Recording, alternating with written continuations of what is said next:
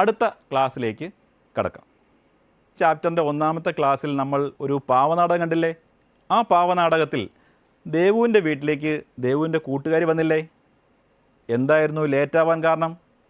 അതെ, അതിൽ പറഞ്ഞു ഓട്ടോറിക്ഷയുടെ ബാറ്ററി വീക്കായിരുന്നു, അതുകൊണ്ട് പലയിടത്തും ഓട്ടോ നിൽക്കേണ്ടി വന്നു. അവിടെ ദേവു ഒരു പ്രശ്നം ഉന്നയിച്ചു. എങ്ങനെയാണ് ഈ ബാറ്ററിയിൽ കറണ്ട് ഉണ്ടാകുന്നത്? നമുക്കറിയാം, കറണ്ട് അല്ലെങ്കിൽ ഇലക്ട്രിസിറ്റി നമ്മുടെ മാനവരാശിയുടെ ജീവിതത്തെ ആകെ മാറ്റിമറിച്ച ഒരു സംഭവമാണ്. ശാസ്ത്രത്തിൻ്റെ ഏറ്റവും വലിയ കണ്ടുപിടുത്തമായിട്ട് തന്നെ നമുക്കതിനെ വിശേഷിപ്പിക്കാം. നമ്മൾ ബാറ്ററി ഉപയോഗിക്കുന്ന ഒരുപാട് സന്ദർഭങ്ങൾ നമ്മുടെ വീടിനകത്തും പുറത്തുമുണ്ട് അല്ലേ? ആ ബാറ്ററിയിൽ എങ്ങനെയാണ് കറണ്ട് ഉണ്ടാകുന്നത്? ഇതാണ് നമ്മൾ ചർച്ച ചെയ്യാൻ പോകുന്നത്. നിങ്ങൾക്ക് പഠിക്കാനുള്ളത് ഗാൽവനൈസ് സെല്ലിനെ പറ്റിയാണ്. Galvanise cell. Metals differ in their reactivity. ക്രിയാശീലതയുടെ വ്യത്യാസം പ്രയോജനപ്പെടുത്തി വൈദ്യുതി നിർമ്മിക്കാൻ ഉപയോഗിക്കുന്ന സംവിധാനമാണ് galvanise cell. Galvanise cell is an arrangement in which the difference in reactivity of metals used to produce electricity. ഇനി നമുക്ക് ഇവിടെ ഒരു ഗാൽവനൈസ് സെല്ല് നിർമ്മിച്ചാലോ? അതിൽ നടക്കുന്ന പ്രവർത്തനങ്ങളെ പറ്റിയും, അതായത് കെമിക്കൽ റിയാക്ഷനെ പറ്റിയും, എങ്ങനെയാണ് കറണ്ട് ഉണ്ടാകുന്നത് എന്നും നമുക്ക് പഠിക്കാം. അതിനായി നമുക്ക് ഒരു പരീക്ഷണം ചെയ്താലോ? പരീക്ഷണത്തിനായി വേണ്ട സാമഗ്രികൾ 2 ബീക്കർ. ഇനി നമുക്ക് വേണ്ടത് വോൾട്ട് മീറ്റർ. ഇനി വേണ്ടത് 2 ദണ്ഡുകൾ, സിങ്ക് ദണ്ഡും സിങ്ക് റോഡ്, അതുപോലെ കോപ്പർ ദണ്ഡ്, കോപ്പർ റോഡ്. ഇനി ഇതിന് കണക്ട് ചെയ്യാൻ ആവശ്യമായ വയറുകളാണ്. ഇനി 2-3 കെമിക്കൽ നമുക്ക് ആവശ്യമാണ്, അത് നിങ്ങളെ പരിചയപ്പെടുത്താം. ഒന്നാമത് വേണ്ടത് സിങ്ക് സൾഫേറ്റ്, രണ്ടാമതായി വേണ്ടത് കോപ്പർ സൾഫേറ്റ്, ഇനി വേണ്ടത് പൊട്ടാസ്യം ക്ലോറൈഡ് KCl. ഇതെല്ലാം കൂടെ ഘടിപ്പിച്ച് നമുക്കൊരു ഗാൽവനൈസ് സെൽ രൂപീകരിച്ചാലോ? ആദ്യം ഒന്നാമത്തെ ബീക്കറിൽ സിങ്ക് സൾഫേറ്റ് സൊല്യൂഷൻ പ്രിപ്പയർ ചെയ്യണം. സിങ്ക് സൾഫേറ്റ് ലായനി തയ്യാറാക്കണം. അതുപോലെ രണ്ടാമത്തെ ബീക്കറിൽ കോപ്പർ സൾഫേറ്റ് സൊല്യൂഷൻ പ്രിപ്പയർ ചെയ്യണം. രണ്ടാമത്തെ ബീക്കറിൽ കോപ്പർ സൾഫേറ്റ് സൊല്യൂഷൻ. അപ്പോൾ ഒന്നാമത്തെ ബീക്കറിൽ നമ്മൾ സിങ്ക് സൾഫേറ്റ് സൊല്യൂഷൻ, സെക്കൻഡ് ബീക്കറിൽ കോപ്പർ സൾഫേറ്റ് സൊല്യൂഷനും റെഡിയാക്കി. ഇനി നമ്മൾ നേരത്തെ പരിചയപ്പെട്ട സിങ്ക് റോഡ്, ഇതിൻ്റെ ഒരഗ്രം നമ്മൾ വയറുമായിട്ട് ബന്ധപ്പെടുത്തുന്നു. അതുപോലെ തന്നെ നമ്മൾ നേരത്തെ പരിചയപ്പെട്ട കോപ്പർ റോഡ്, അതും വയറുമായിട്ട് കണക്ട് ചെയ്യുന്നു. ഇനി നമ്മൾ സിങ്ക് റോഡ് നമ്മളൊരു വയറുമായിട്ട് കണക്ട് ചെയ്തു. അതിൻ്റെ അഗ്രം വോൾട്ട് മീറ്ററിൻ്റെ നെഗറ്റീവ് പോളിൽ കണക്ട് ചെയ്യണം, അല്ലെങ്കിൽ നെഗറ്റീവ് അഗ്രത്തിൽ കണക്ട് ചെയ്യണം. ആ കളർ തന്നെ ഉണ്ട്, ബ്ലാക്കിലേക്ക്. അതുപോലെ കോപ്പർ റോഡ് റെഡ് കളർ തന്നെയാണ്, അത് ഇനി എവിടെ ആയിരിക്കാം? പോസിറ്റീവിലേക്ക് കണക്ട് ചെയ്യണം. അപ്പോൾ നമ്മൾ രണ്ടും വയറുമായിട്ട് കണക്ട് ചെയ്തു. ഇനി നമ്മൾ ചെയ്യാൻ പോകുന്നത് ഒന്നാമത്തെ ബീക്കറിൽ, അതായത് സിങ്ക് സൾഫേറ്റിലേക്ക് സിങ്ക് റോഡും, രണ്ടാമത്തെ ബീക്കറിൽ നമ്മൾ എന്തെടുത്തു? കോപ്പർ സൾഫേറ്റ് സൊല്യൂഷൻ അല്ലേ? അതിലേക്ക് നമ്മൾ കോപ്പർ റോഡും താഴ്ത്താൻ പോവുകയാണ്. ഇവിടെ എന്തെങ്കിലും സംഭവിക്കുന്നുണ്ടോ എന്ന് നോക്കാം. ഒന്നാമത്തെ സിങ്ക് സൾഫേറ്റിലേക്ക് സിങ്ക് റോഡും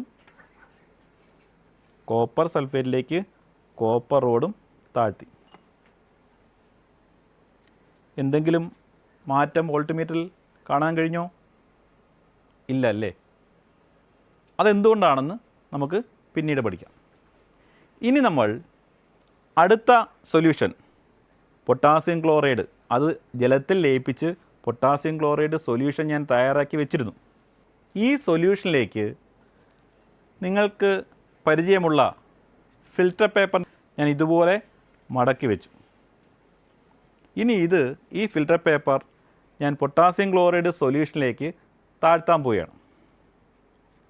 ഈ ഫിൽറ്റർ പേപ്പർ പൊട്ടാസ്യം ക്ലോറൈഡ് സൊല്യൂഷനിലേക്ക് മുക്കിയെടുക്കുകയാണ്.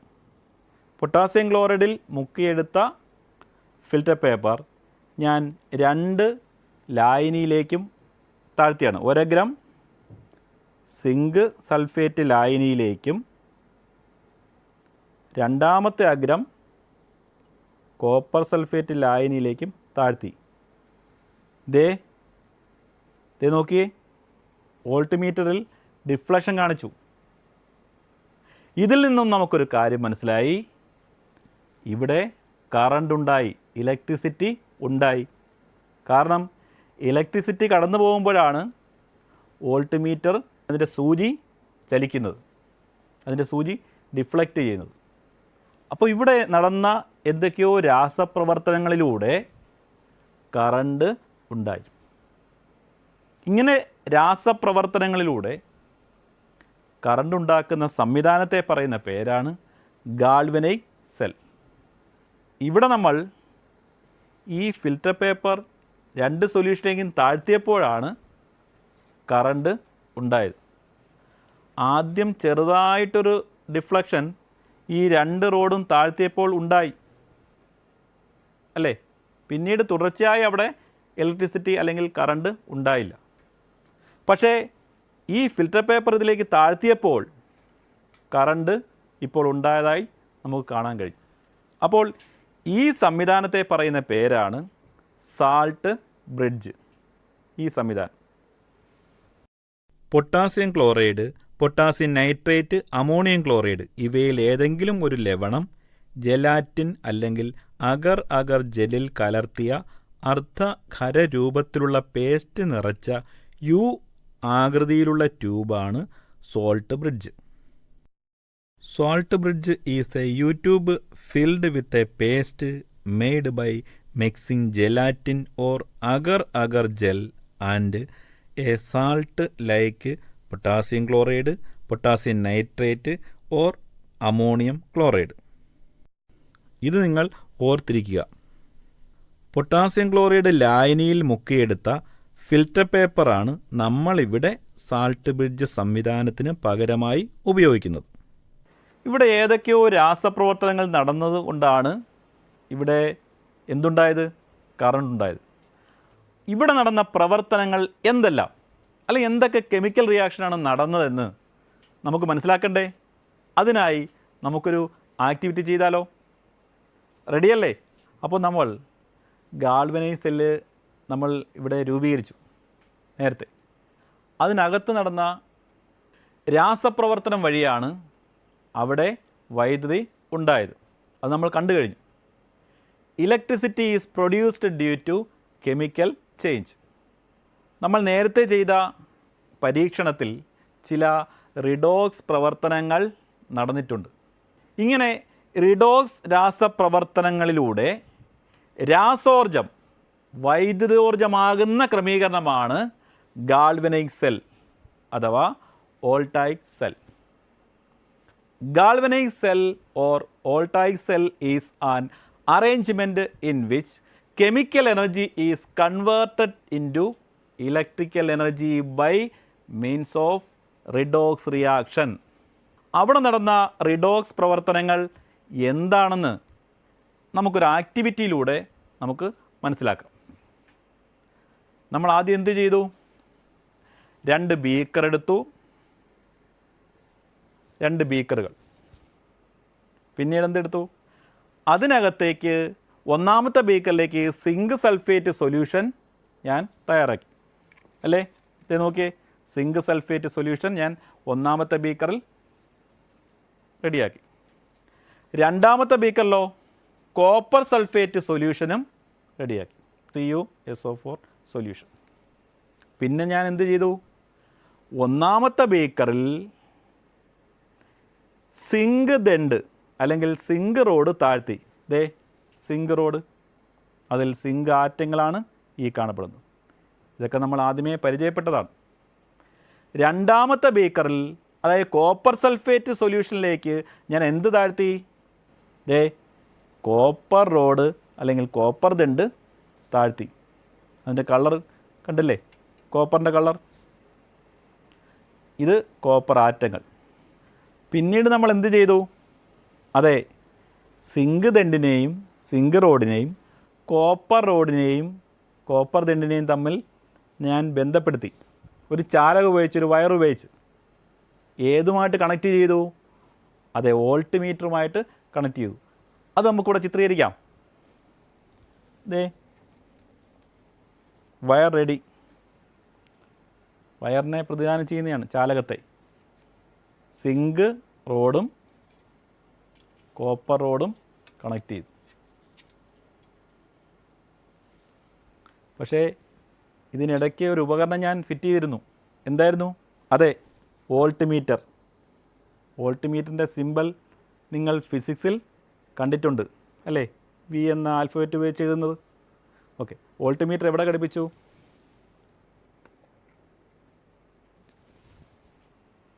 ഇതാണ് നമ്മൾ ആദ്യം ചെയ്തത്. അവിടെ കറണ്ട് ഉണ്ടായോ? റിഫ്ലക്ഷൻ നല്ല രീതിയിൽ ഉണ്ടായോ? അവിടെ റിഫ്ലക്ഷൻ നല്ല രീതിയിൽ ഉണ്ടായില്ല. തൽഫലമായിട്ട് നമുക്കെന്ത് അതിൽ നിന്ന് മനസ്സിലാക്കാം?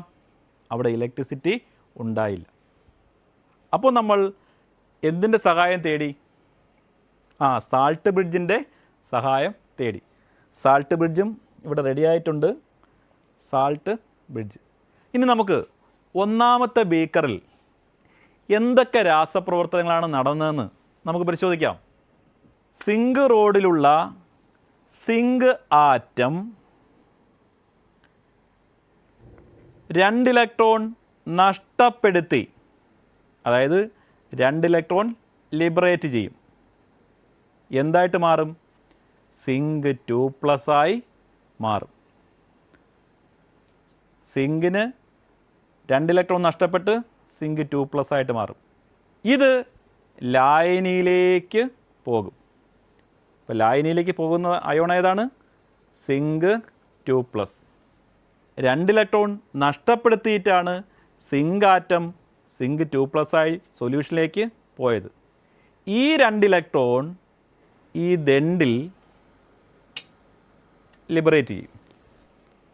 ഇനി ഈ ഇലക്ട്രോൺ തൊട്ടടുത്ത സൊല്യൂഷൻ നിങ്ങൾ നോക്കിയാൽ അതിൽ ഒരു മെറ്റലുണ്ട്. അതിൽ മെറ്റൽ 2 വിധത്തിൽ കാണപ്പെടും. ഒന്ന് കോപ്പർ ആറ്റം, അത് ആറ്റം. രണ്ടാമത് ഇത് കോപ്പർ ആറ്റമാണോ? ഇതൊക്കെ നമ്മൾ നേരത്തെ പഠിച്ചാണ്. Copper ion Cu2+. ഈ കോപ്പർ അയോണിന് ഇലക്ട്രോണുകളെ സ്വീകരിക്കാനുള്ള പ്രവണത കൂടുതലാണ്. ഇലക്ട്രോൺ എവിടെ നിന്ന് കിട്ടിയാലും സ്വീകരിക്കാൻ വേണ്ടി ഇങ്ങനെ വ്യഗ്രത പൂണ്ടിരിക്കുകയാണ്. അപ്പോഴാണ് ഈ ചാലകത്തിലേക്ക് 2 ഇലക്ട്രോൺ കടന്നു വന്നത്. അപ്പോൾ ഈ ഇലക്ട്രോൺ എങ്ങോട്ട് നീങ്ങും? ഈ ചാലകത്തിലൂടെ നീങ്ങി ഈ ദണ്ടിൽ വരും. ഈ ദണ്ടിൽ നിന്നും കോപ്പർ 2+ ആ 2 ഇലക്ട്രോൺ സ്വീകരിക്കും. അതെങ്ങനെയാണെന്ന് നോക്കാം. ഇതേ നോക്കി, ഈ ഇലക്ട്രോൺ ചാലകത്തിലൂടെ സഞ്ചരിക്കും.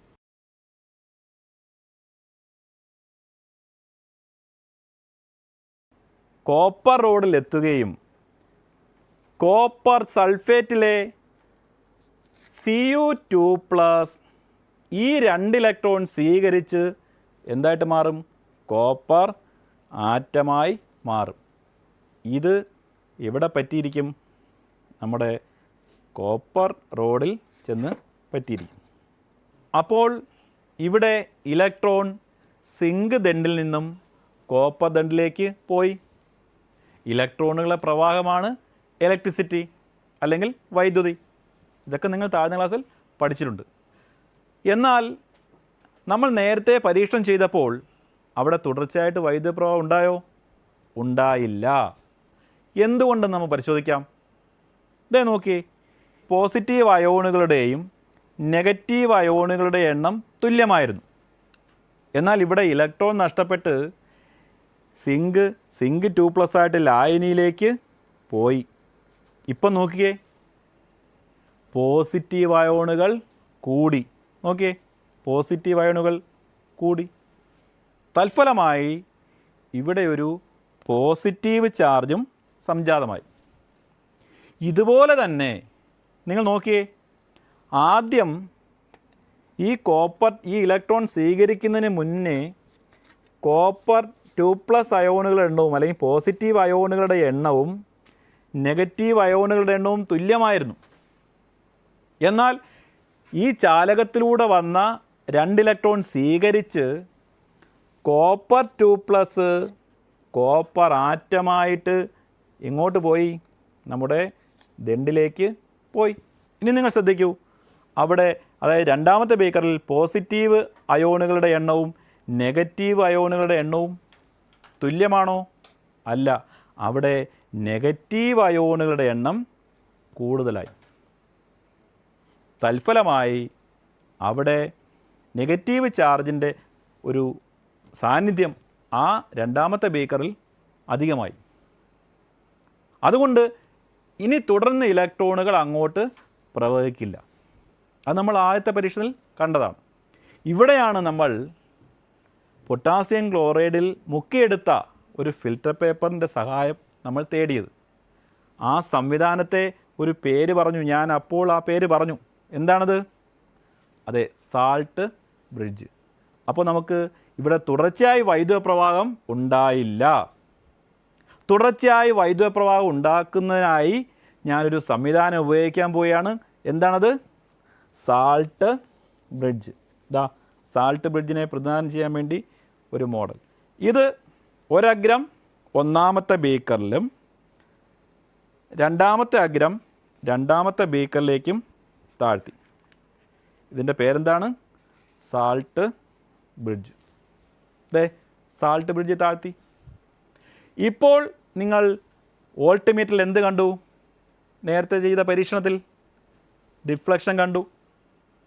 ഡിഫ്ലക്ഷൻ ഉണ്ടെങ്കിൽ ഇതിലൂടെ വൈദ്യുതി പ്രവഹിച്ചു എന്നർത്ഥം. വൈദ്യുതി പ്രവഹിക്കണമെങ്കിൽ എന്ത് സംഭവിക്കണം?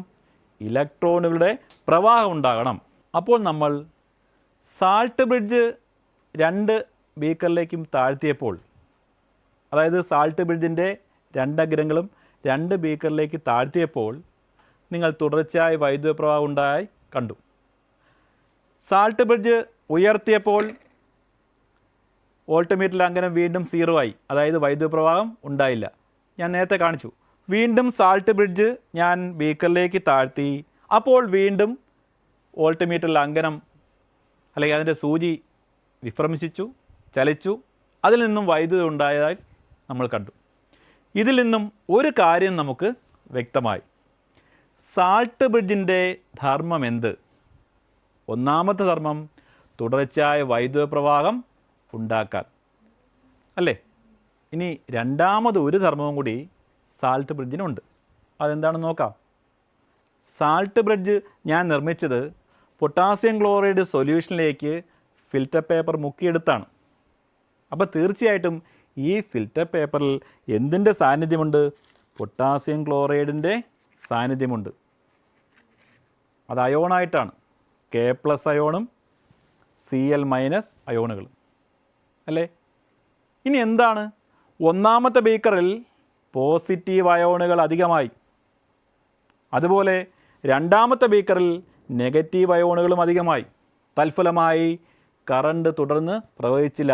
ഇലക്ട്രോണുകൾ സിങ്കിൽ നിന്നും കോപ്പറിലേക്ക് ഇലക്ട്രോണുകൾ പോകുന്നില്ല. അപ്പോഴാണ് സാൾട്ട് ബ്രിഡ്ജിൻ്റെ സഹായം വരുന്നത്. എങ്ങനെയെന്നറിയണ്ടേ? ഇതിലുള്ള നെഗറ്റീവ് അയോണായ Cl- അയോണുകൾ എങ്ങോട്ട് പോകും?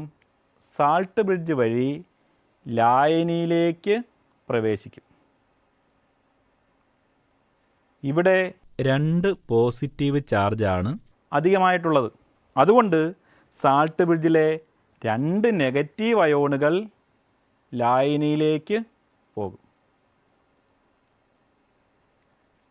അപ്പോൾ ഇവിടെ വീണ്ടും ന്യൂട്രലായി.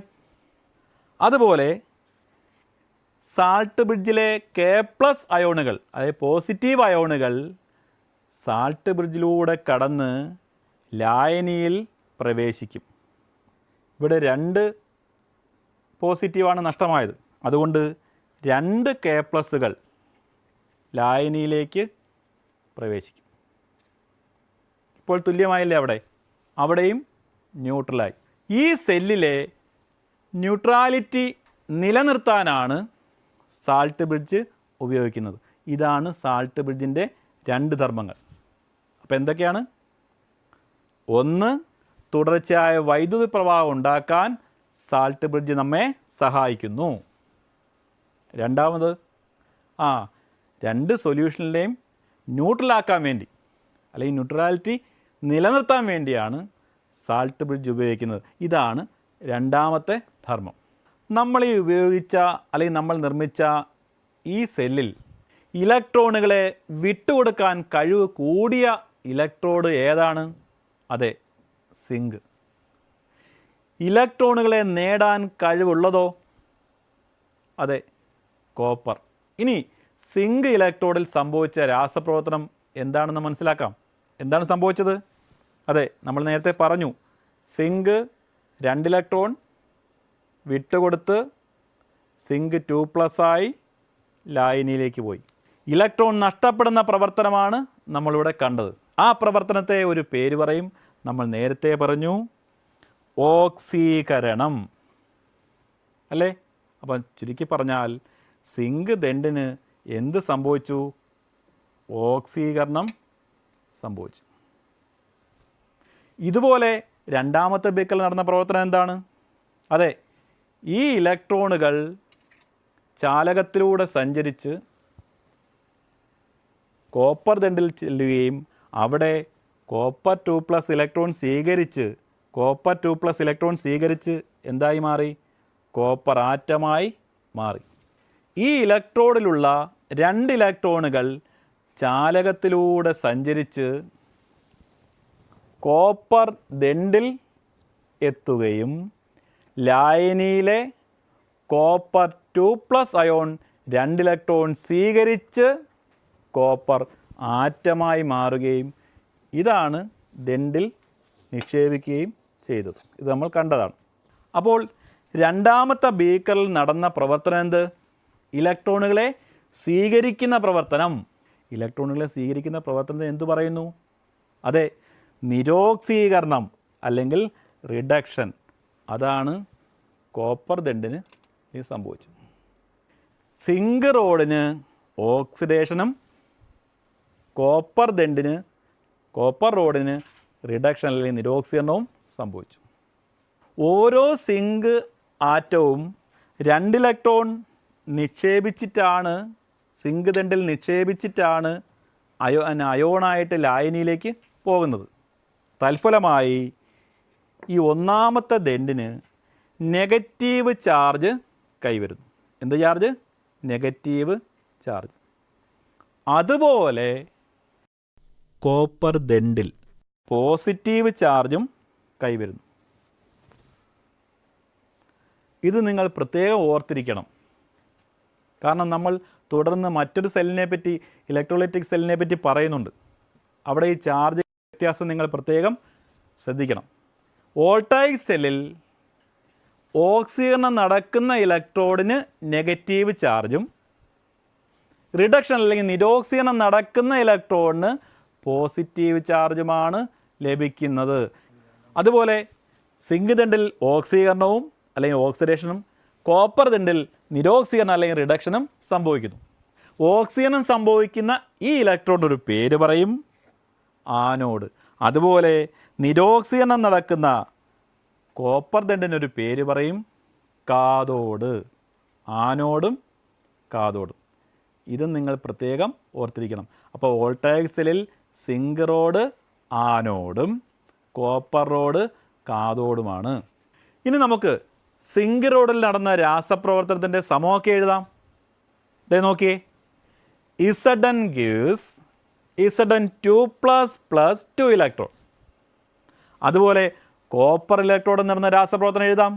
ദേ നോക്കിയേ, Cu2+ + 2 ഇലക്ട്രോൺ gives Cu. എങ്കിൽ നമുക്ക് ഈ 2 രാസപ്രവർത്തനങ്ങളും ചേർത്ത് ഒറ്റ സമവാക്യമായിട്ട് എഴുതിയാലോ? നോക്കിയേ, Zn plus Cu2 plus gives Zn2 plus Cu. ഇതൊരു റിഡോക്സ് പ്രവർത്തനമാണെന്ന് നമ്മൾ നേരത്തെ മനസ്സിലാക്കി. അതായത് ഈ റിഡോക്സ് പ്രവർത്തനത്തിൻ്റെ ഫലമായിട്ടുണ്ടാകുന്ന ഇലക്ട്രോൺ കൈമാറ്റമാണ് സെല്ലിൽ എന്തുണ്ടാക്കുന്നത്? വൈദ്യുതി ഉണ്ടാക്കുന്നത്. ഇന്നത്തെ ക്ലാസ് ഇവിടെ അവസാനിപ്പിക്കാം.